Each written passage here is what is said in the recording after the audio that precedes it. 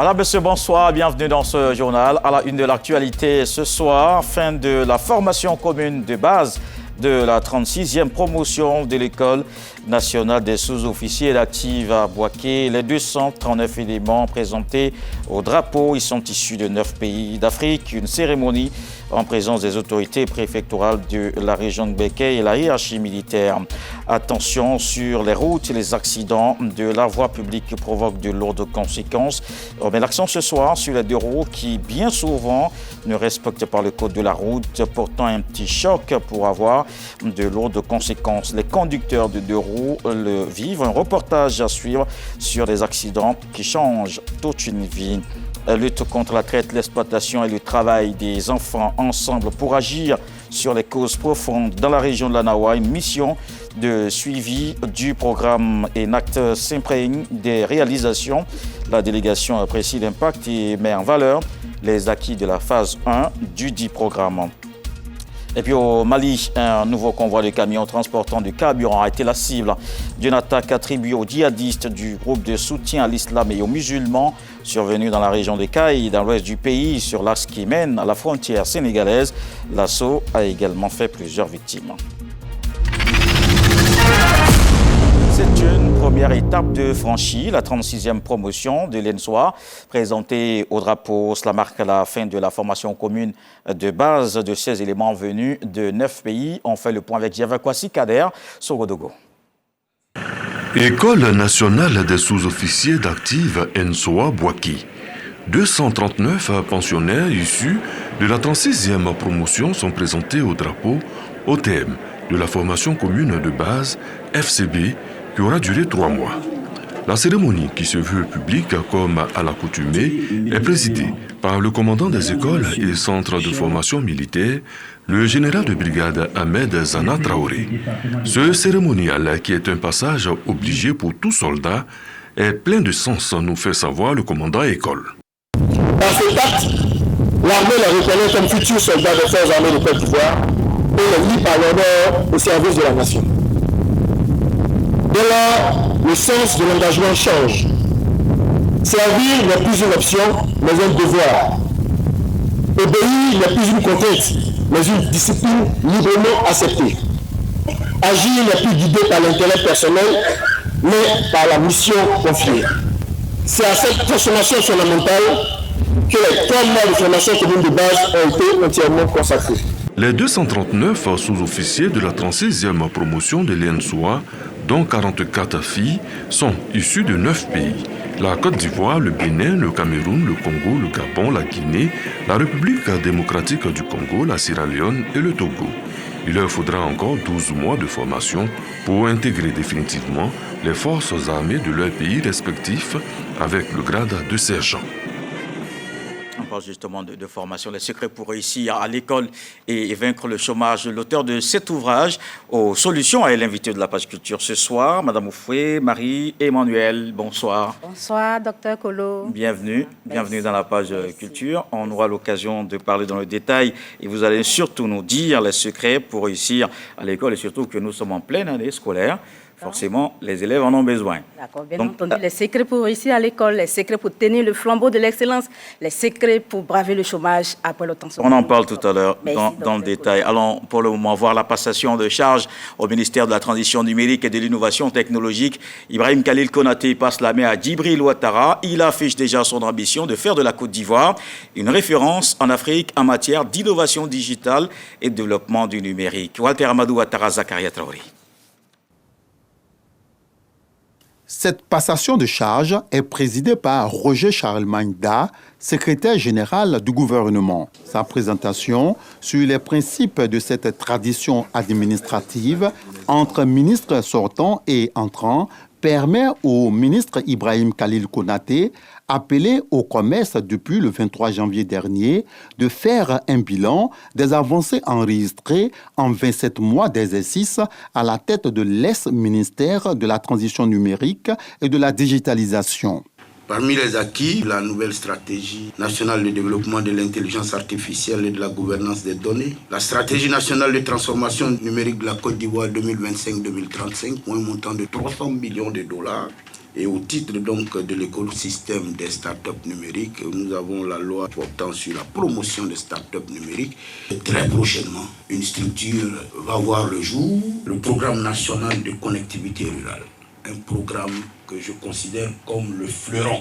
Ça nous a permis aujourd'hui de connecter 388 localités en une année. Désormais, dénommé ministère de la transition numérique et de l'innovation technologique, ce département est piloté par Djibril Ouattara. Il s'engage à bâtir l'avenir sur les acquis de son prédécesseur. C'est faire de la couverture numérique et de l'accès à des contenus appropriés sur l'ensemble du territoire un service de base fondamentale qui, je l'espère, rejoindra très vite le service de distribution d'eau et de l'électricité si cher au président de la République. En tout cas, nous devons nous atteler à faire en sorte que chaque citoyen puisse bénéficier pleinement des opportunités du numérique. Ma référence, quant à moi, sera la feuille de route fixée par le chef de l'État. Nous avancerons ensemble avec méthode autour de projets structurés, de délais maîtrisés et de résultats mesurables. Fort de son expérience de plus de 15 années dans le haut niveau des télécommunications, Djibril Ouattara affiche clairement son ambition de faire de la Côte d'Ivoire une référence en Afrique dans les domaines de l'innovation technologique et de la transition numérique. Un autre cap dans le gouvernement, un nouveau chapitre qui s'ouvre pour l'école ivoirienne. Kofi Nguessan occupe désormais le portefeuille de ministre de l'Éducation nationale, de l'alphabétisation et de l'enseignement technique. Mariatou Kone lui a passé les charges. Sifora Zegui. Après 5 années à la tête du ministère de l'Éducation nationale, Mariatou Kone dresse un bilan marqué par d'importantes réformes. États généraux de l'éducation, retour de la dictée et du calcul mental, digitalisation du système éducatif, mais aussi construction de milliers de salles de classe à travers le pays. Sous son mandat, les indicateurs de scolarisation et les résultats aux examens nationaux ont connu une nette progression, avec un accent particulier sur l'éducation des jeunes filles et la lutte contre la fraude en milieu scolaire. Nous n'avons peut-être pas tout réussi, mais nous croyons avoir donné le maximum avec détermination, engagement et loyauté. Je souhaite une bonne chance et une bonne continuité à mon collègue et frère, Monsieur le ministre Kofi Nguessan, dont les qualités humaines et professionnelles ne souffrent d'aucun doute pour poursuivre l'œuvre de construction et de consolidation de l'école ivoirienne à la tête de ce ministère. Le ministre entrant Kofi Nguessan entend mettre l'accent sur la qualité de l'enseignement, la formation technique et la promotion des sciences, avec pour ambition de bâtir une école plus attractive et adaptée aux défis du développement. Je voudrais, avec vous, faire de l'éducation nationale, l'alphabétisation et l'enseignement technique les leviers fondamentaux de la Grande Côte d'Ivoire, car l'éducation est la base de la société humaine et la formation constitue l'âme du progrès et de l'épanouissement. Dans ce sens, notre ambition pour l'école demeure simple. En me fondant sur ma petite expérience de formateur et de gestionnaire d'établissement, l'avenir de l'école sera bâti sur la complicité entre le maître et l'élève. Une transition placée sous le signe de la continuité, avec en ligne de mire l'amélioration durable du système éducatif ivoirien. Yabou Bamba est à la tête du ministère de l'Environnement et de la Transition écologique. Il s'est inscrit dans la continuité des actions engagées par Assaouré Konan, des résultats salués par le nouveau titulaire du poste qui entend faire face aux défis environnementaux. Gascando, Désiré Afo. En présence du secrétaire général du gouvernement, Dash Allemagne, le ministre de l'Environnement et de la Transition écologique a officiellement reçu des mains de son prédécesseur, Jacques Assaouré Konan, les dossiers retraçant les acquis ainsi que les chantiers en cours au terme de 2 années et demie de gouvernance à la tête de ce département ministériel. Nous avons institué l'élaboration annuelle d'une note d'orientation, alignée à la fois sur le plan stratégique de développement du ministère et sur la feuille de route du gouvernement. Sur le plan normatif et réglementaire, des avancées majeures ont été réalisées. Dans les négociations internationales, notamment lors des COP, j'ai constamment défendu une position claire. L'Afrique n'a plus besoin de diagnostics supplémentaires, mais de solutions concrètes, de financement innovant et accessible et d'une justice climatique effective. Des initiatives saluées par le ministre Abou Bamba qui compte capitaliser ses acquis dans la continuité. Ma vision est claire, concilier durablement la protection de l'environnement et le développement économique de notre pays. L'environnement ne doit plus être perçu comme une contrainte, mais comme une opportunité de créer des emplois verts, des emplois bleus, des emplois de gestion des ressources naturelles et d'améliorer la qualité de vie de nos populations, de renforcer par conséquent la résilience de nos territoires. Je m'engage à consolider les acquis, à poursuivre les réformes engagées et à œuvrer avec détermination à l'atteinte des objectifs de la transition écologique. Le ministre de l'Environnement et de la Transition écologique invite ses collaborateurs au travail afin de relever les défis liés à la préservation de l'environnement. Et des défis attendent effectivement le nouveau ministre de l'Environnement. Restauration des labels lagunaires. L'ambassade de France en Côte d'Ivoire lance un programme planter 500 pieds de palétuviers, un projet pilote qui vise à réduire la pollution et protéger les baies de l'érosion et des tempêtes. Une solution pour sauver le plan d'eau confronté au phénomène de dragage et de remblayage. On en parle avec Rascando.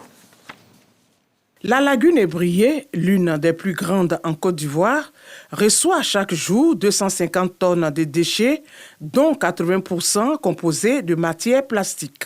Face à cette réalité, l'ambassade de France en Côte d'Ivoire veut apporter sa contribution dans la lutte contre la pollution de cet écosystème.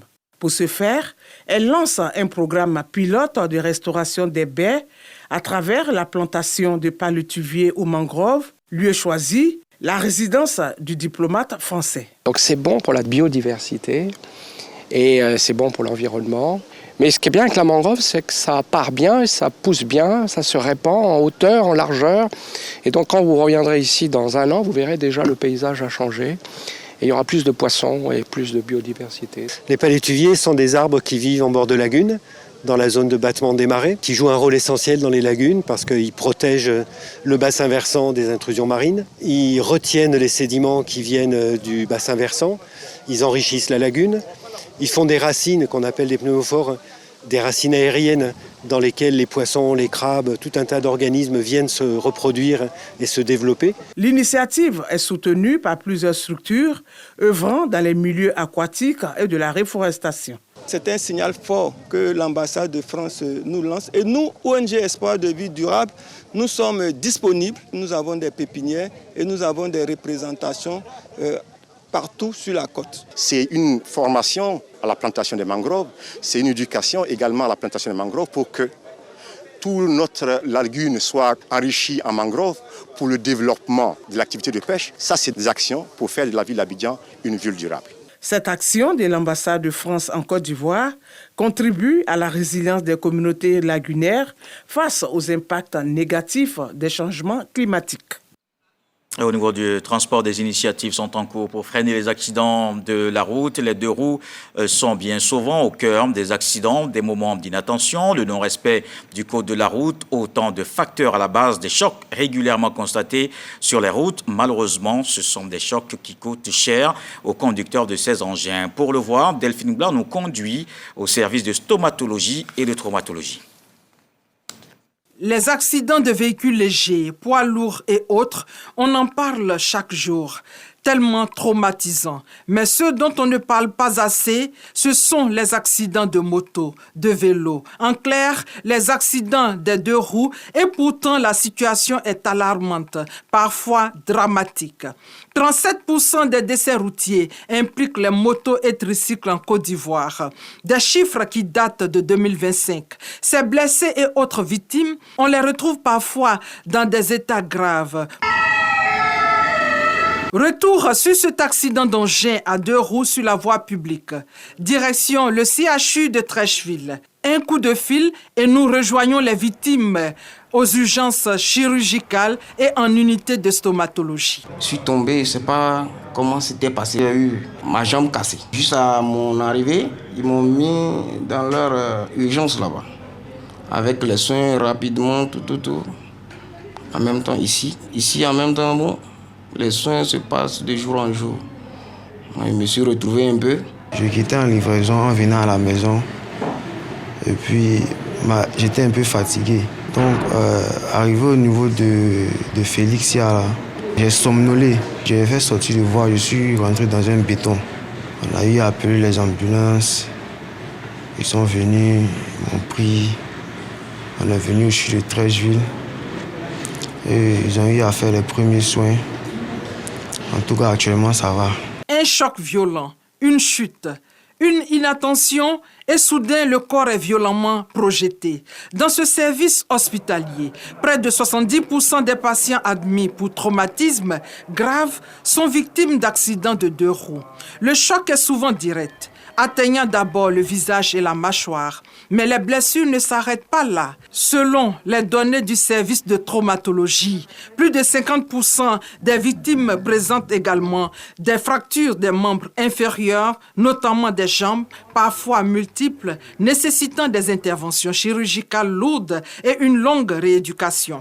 Par ailleurs, plus de 60% des accidentés souffrent de lésions maxillo-faciales sévères, fractures de la mâchoire, dents arrachées, plaies profondes du visage. Sans une prise en charge rapide, ces traumatismes peuvent entraîner des séquelles définitives, tant fonctionnelles qu'esthétiques. Nous sommes dans le service de stomatologie et chirurgie maxillo-faciale. C'est le service qui s'occupe des maladies de la cavité buccale, donc stomatologie. Et maintenant, au niveau des os de la face, on appelle la chirurgie maxillo-faciale, donc les maxillaires et puis le visage. Ici, nous avons donc ces traumatisés qui sont arrivés de plus en plus et que nous essayons de prendre en charge. D'abord, ils passent aux urgences de chirurgie où nous avons nos internes qui vont examiner tout le corps parce que lorsqu'on fait un accident, on ne sait pas où le choc est parti.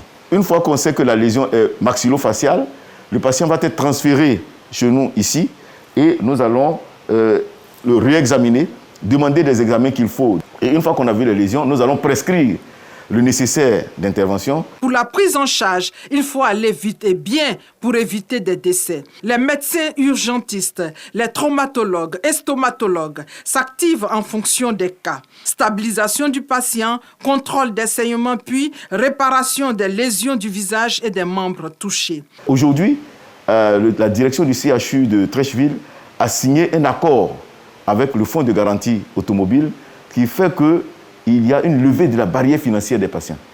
Donc, lorsque le patient arrive, qu'on sait que c'est un accident de la voie publique, il y a un agent de Fonds de garantie automobile qui vient prendre les renseignements avec le patient, il lance la procédure, prend tous les médicaments qu'il faut pour que nous, on puisse l'opérer le plus rapidement possible. Grâce à une intervention rapide et coordonnée, environ 85% des patients retrouvent une fonction satisfaisante, qu'il s'agisse de la mastication, de la parole ou de la mobilité. Un résultat qui témoigne de l'efficacité des soins spécialisés. Depuis quelques années, on retrouve parmi les accidentés de la voie publique, les accidents de la circulation, un grand nombre de blessés dus aux accidents, aux engins à 2 roues. Il y a besoin vraiment effectivement de sensibiliser sur la population, sur les lésions, sur la gravité lésionnelle des accidents à 2 roues. Donc les frères, vraiment, faites attention à la moto. Portez toujours les casques. Soyez prudents au volant. Et quand vous êtes fatigué aussi, vous devez vous reposer. Les médecins insistent. La prévention reste la meilleure arme. Le port du casque permet de réduire jusqu'à 40% le risque de traumatisme, tandis que le respect du code de la route diminue fortement les risques de fracture des membres inférieurs. Je suis à la maison, on m'appelle que mon petit frère fait accident. Arrivé ici, là, j'ai eu peur. Je dis, j'ai fait comment là-bas? Mais arrivé ici, là, je vois que c'est bien passé même. En traumatologie et en stomatologie, chaque prise en charge redonne de l'espoir. Chaque intervention donc permet parfois de retrouver un visage et de remarcher. Attention donc dans la circulation, nos routes qui portent désormais les noms des personnalités qui ont marqué le pays. Les principaux acteurs du projet national d'adressage ont engagé des réflexions. Il faut vulgariser cette action dans les procédures administratives auprès des populations. Elles doivent s'approprier l'initiative en cours. Et on va s'intéresser aussi à la lutte contre la traite, l'exploitation et le travail des enfants. Agissons ensemble sur les causes profondes dans la région de la Nawa. Une mission de suivi du programme ENACT s'imprègne des réalisations. La délégation apprécie l'impact et met en valeur les acquis de la phase 1. La correspondance de Sam Conan. Première étape de la mission d'évaluation et de suivi de la délégation de l'UNICEF dans le cadre du programme ENACT, ensemble pour agir sur les causes profondes du travail des enfants dans la Nawa, le village des Akouya, dans la sous-préfecture de Grands Atri. Ici, une infrastructure d'hydraulique villageoise améliorée a été réalisée par l'OIM, Organisation internationale pour les migrations. Un soulagement pour les populations. Effectivement, ce château qui est venu, ça nous a aidés, ça nous a plu, surtout nous les femmes, puisque au début, nous tirons des cordes dans les puits, nous avons les courbatures. Prochaine étape de la mission de suivi et d'évaluation, le centre de santé de Yabayo, où les partenaires ont pu évaluer l'interopérabilité entre les services de santé et l'état civil. Selon le sous-préfet de Soubré, Koulibaly Zana, le taux de déclaration des naissances est passé de 10 à 68%, avec pour objectif d'atteindre les 100%. Au centre social de Soubré, dernière étape de la mission du jour, les responsables du projet ont pu toucher du doigt les résultats de soutien institutionnel apportés dans le cadre de la formation civique et professionnelle des jeunes filles formées à des métiers d'avenir. Le projet ENACT a été mis en place pour appuyer les efforts du gouvernement, un appui à la coordination institutionnelle de l'État pour répondre à ces problématiques-là, la protection directe des personnes vulnérables, mais également un meilleur accès aux services sociaux de base et aux opportunités d'emploi décent. La prévalence du travail des enfants a baissé d'une façon significative. Entre la dernière enquête démographique de santé et la dernière de 2023, nous avons vu une baisse de la prévalence de près de 20%. Grâce au succès réalisé dans le cadre de cette première phase du projet, les populations et responsables s'accordent pour la seconde phase, en vue d'éradiquer le phénomène du travail des enfants dans la cacaoculture. Et dans le Nord à Ouangolo en sport, la saison sportive 2025-2026 de l'OASU est lancée. Pour cette édition, 40 établissements scolaires du département sont engagés dans plusieurs disciplines, football, handball, rugby, athlétisme, gymnastique et volleyball. À travers cette compétition, l'OASU entend promouvoir la pratique du sport en milieu scolaire, détecter les jeunes talents et renforcer les valeurs de discipline, de cohésion et de citoyenneté. Le reportage de Kader Sogodogo. Lancement départemental de la saison sportive 2025-2026 de l'OASU dans le département de Ouangolo-Dougou. C'est le lycée moderne Alassane Ouattara de Ouangolo-Dougou qui abrite les festivités. Pour les responsables locaux du sport, il s'agit de faire le bilan de la saison écoulée et annoncer les grandes lignes de la saison 2025-2026. Cette cérémonie de lancement, nous avons prévu 2 matchs au football, U14, U22 et 2 matchs au handball, U14, U22. Et après ça, nous aurons de nombreux matchs. Nous avons au total 1700 licences pour cette édition 2025-2026. On a juste fait 2-0. On devait faire plus que ça.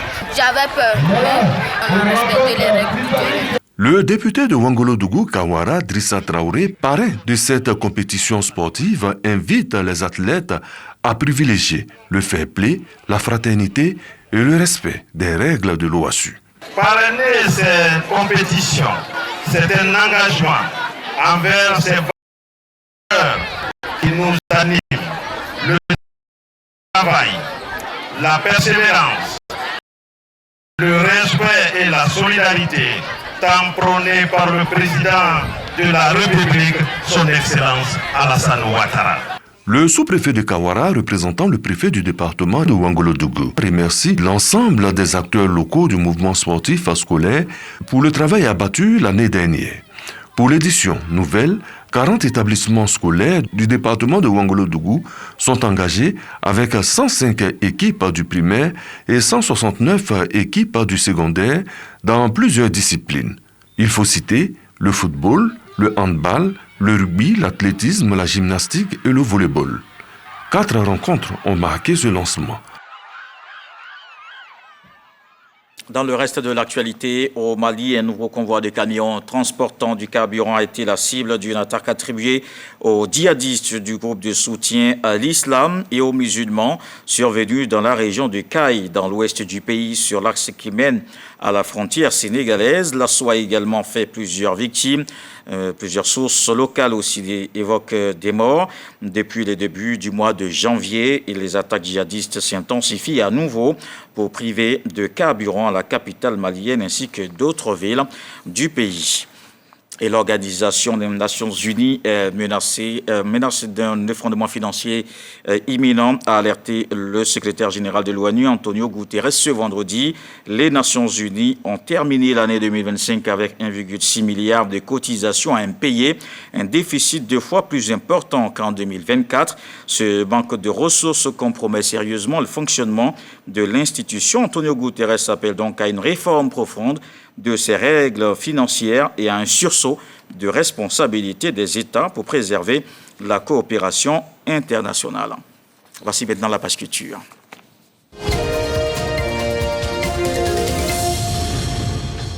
Et on démarre avec le lancement officiel de Miss Côte d'Ivoire 2026, une cérémonie qui ouvre une nouvelle page de l'un des événements culturels et médiatiques majeurs du pays. Le calendrier officiel a été dévoilé ainsi que quelques innovations. Roxana Mbaché, Jean-Marc Djadji.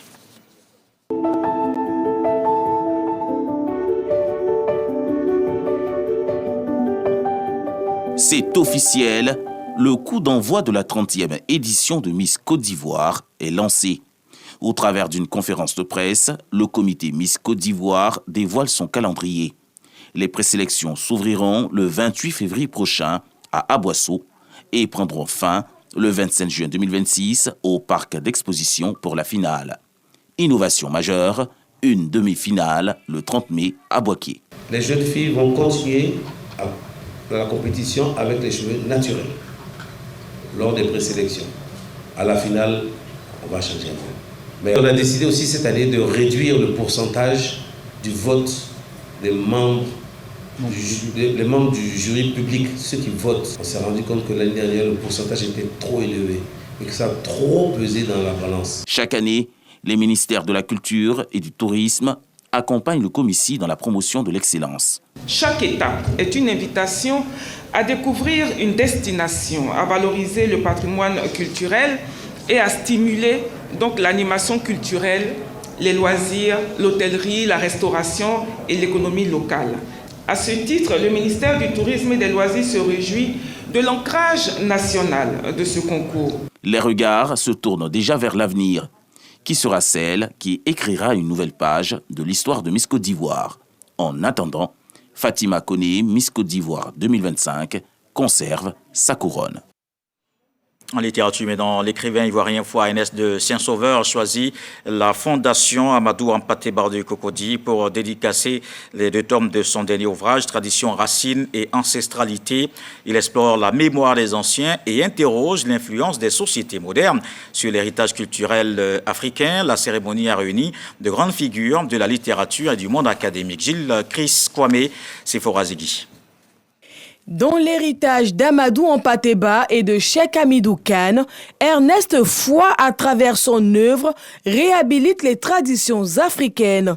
Il les revendique comme une mémoire vivante, une force d'avenir et un gage d'espoir face aux influences extérieures. Je suis parti de la réflexion du patriarche Amadou Hampâté Bâ, disant que la tradition, ce n'est pas le culte des cendres, mais la transmission du feu. Dans un monde qui se modernise rapidement, la littérature négro-africaine, selon l'écrivaine Awa Bah, devrait continuer à produire des ouvrages de ce style afin d'inspirer les nouvelles générations. De plus en plus, on assiste à une littérature qui devient contemporaine.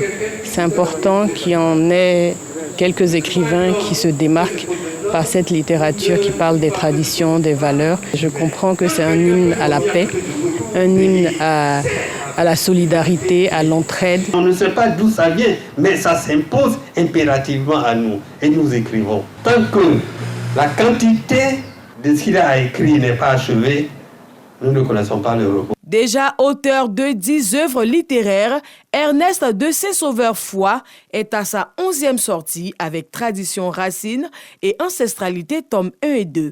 L'ouvrage est en ce moment disponible en librairie.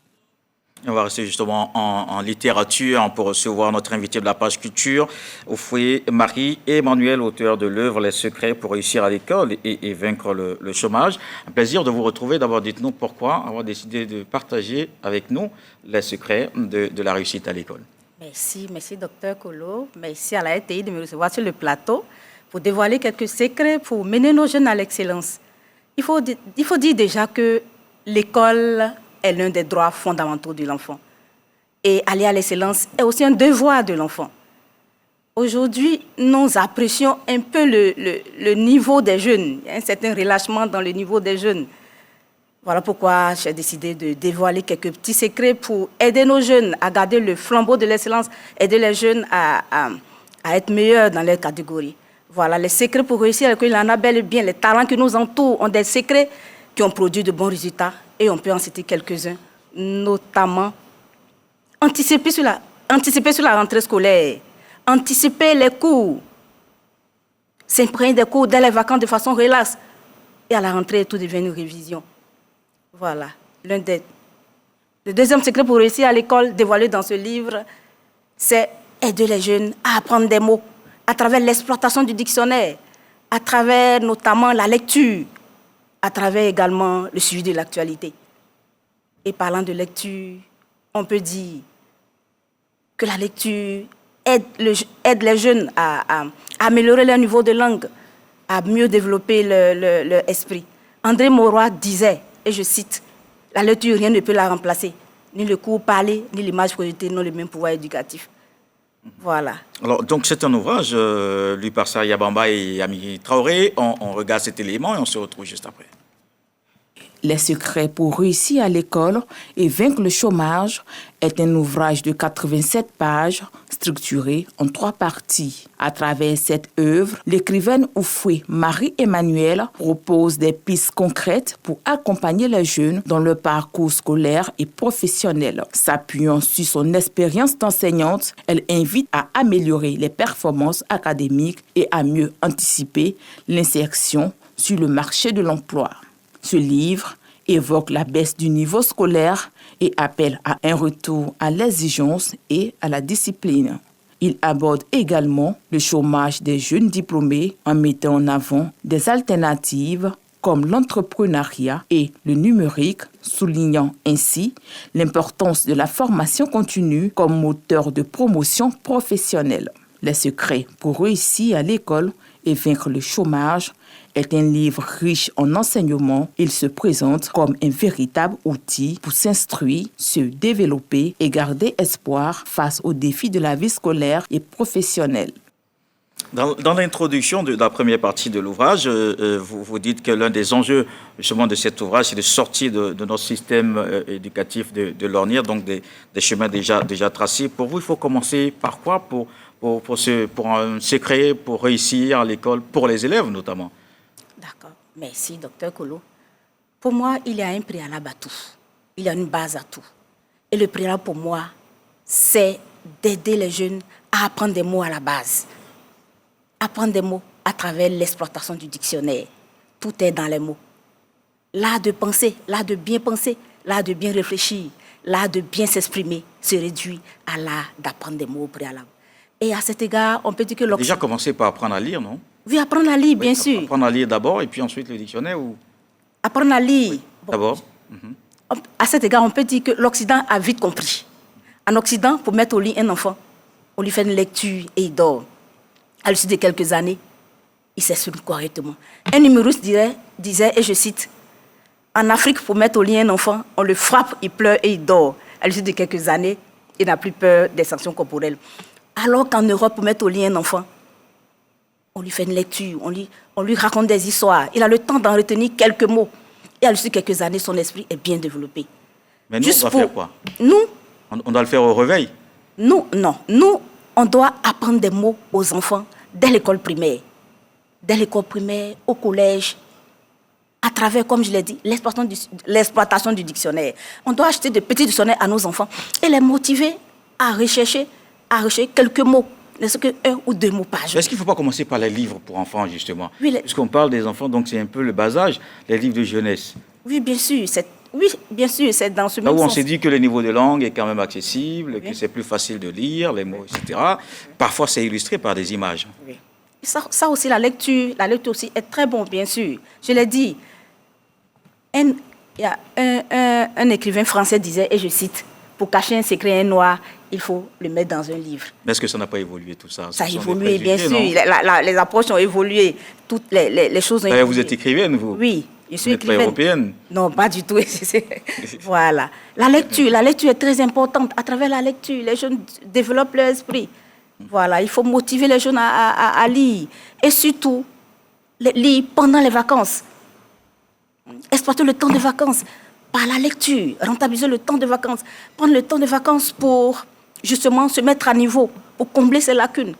Et surtout, avoir une certaine visibilité sur les leçons essentielles de la rentrée scolaire. Voilà, c'est l'un des secrets clés pour réussir à l'école. Les élèves vous diront, mais avec l'emploi du temps qui est chargé, on n'a pas forcément le temps de la lecture, parce qu'il y a plusieurs matières à la fois. Comment organiser justement l'emploi du temps pour avoir du temps pour lire? Voilà. Et l'un des secrets d'ailleurs, c'est établir un emploi du temps personnel, rigoureusement respecté. Voilà, pour lutter contre les tueurs du temps, pour lutter contre les forces du vent contraire. Avoir un emploi du temps personnel, prendre régulièrement note. Je parlais de rentabiliser le temps de vacances. Pendant les vacances, il n'y a pas de stress, il n'y a pas de pression. On a le temps de s'imprégner de façon relaxe des cours. Voilà. Avoir le temps de prendre une longueur d'avance. Et à la rentrée, il faut expérimenter ce petit secret qui est d'étudier pendant les vacances. On peut s'éclater, on peut s'épanouir, on peut s'amuser, mais laisser peut-être un quart ou même un quart ou un tiers de son temps en jetant un petit regard sur les cours, histoire de voir un peu plus loin, histoire d'anticiper. Voilà, et à la rentrée, tout devient une révision.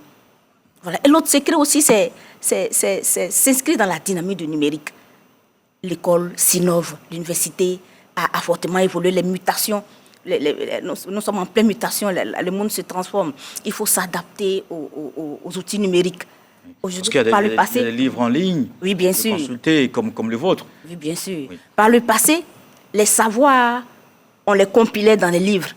Aujourd'hui, le savoir, les connaissances s'enregistrent, se sauvegardent dans les données, dans les serveurs. Et ce sont des open data, les données sont ouvertes, donc le monde est beaucoup plus ouvert maintenant, surtout en termes de connaissances avec le digital. Oui.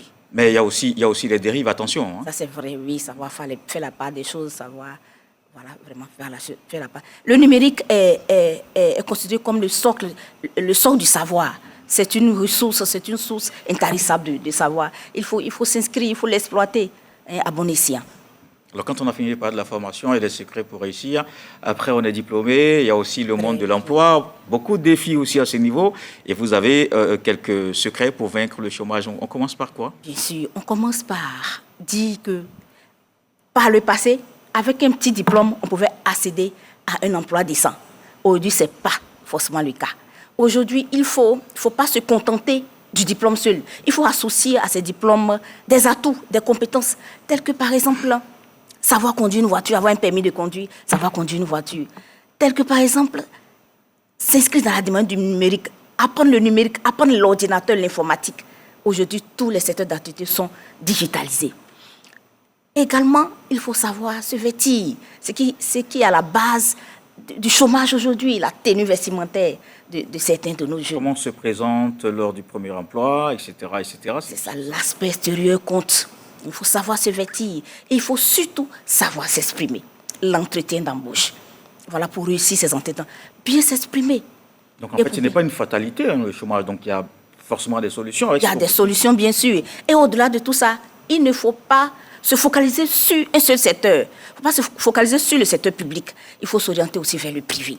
Vers l'entrepreneuriat. Vers l'entrepreneuriat, initier l'entrepreneuriat, voilà, mettre en place, réaliser une activité bien ficelée et émarger sur ressources propres. Et puis il y a aussi des valeurs à cultiver, le courage, un peu comme Zran Patrice dans l'ouvrage, qui après plusieurs tentatives, soldées par échec, finit par réussir. Il faut dire que Patient. Zran Patrice, c'est une histoire réelle. Son nom réel, c'est Gueux Patrice. Il est de Danané, c'est une histoire vraie. Il est orphelin de père. Il a dû cultiver la terre, économiser pour retourner à l'école. C'est une histoire vraie. Aujourd'hui, il est avocat émérite.